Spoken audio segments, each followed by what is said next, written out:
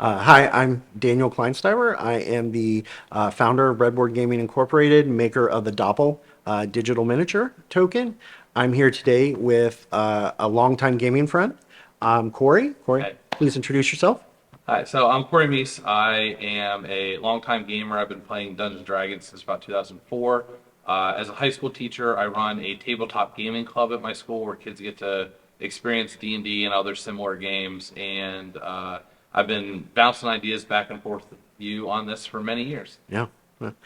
And that's kind of like, I think the first time that I would have brought this up is after the 2016 Origins trip. I had gone out to volunteer to DM with Baldman Games, right? Mhm. That runs the Adventures League games at those conventions.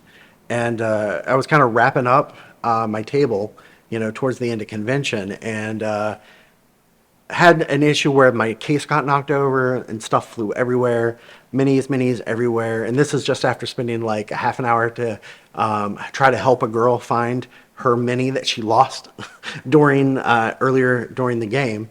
And it's like, because I'm going through mine to make sure I didn't like loop it in with mine Mhm. or accidentally pick it up.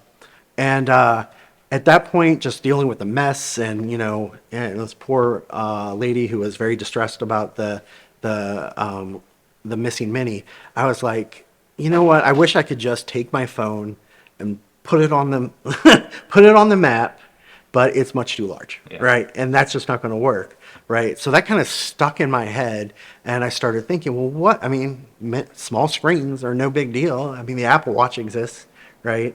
And when I came back and we game night, we were cleaning up after game night. I think I was still running.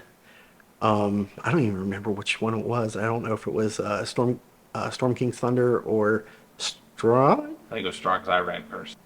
I just kind of mentioned it out there, and like like the look on your face, I was like, wait a minute, this just like clicked with someone else, right? One of the coolest ideas I've heard for tabletop gaming. And so that's when I was like, you know what? I'm going to build this, right? So at that point, I started like bought all these books on electrical engineering and designing and started taking all these coding courses online to be like, I'm going to make this myself, right? 5 years later, I've moved away. I took a new job in Texas. You're still back in Maryland teaching, or Maryland and West Virginia teaching kids. And I was kind of having one of those days at work where, it's just like, can anything go right today?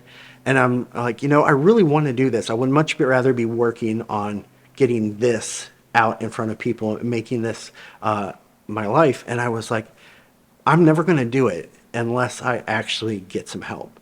Because, the biggest thing I think you learn just working with other people in any capacity, as a teacher, as a manager, as a coach, is that the team is so important.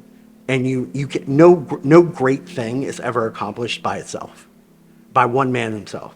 So, or man or woman himself, herself.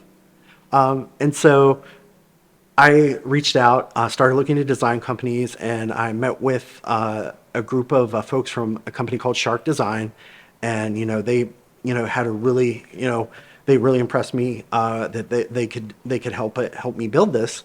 So we hired Shark and kind of started down the road that brought us to where we were in February, where we're essentially ready to pre-launch and bring the prototype out here and actually let people see it and see what we're doing.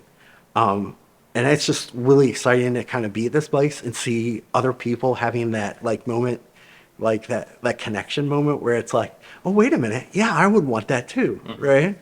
So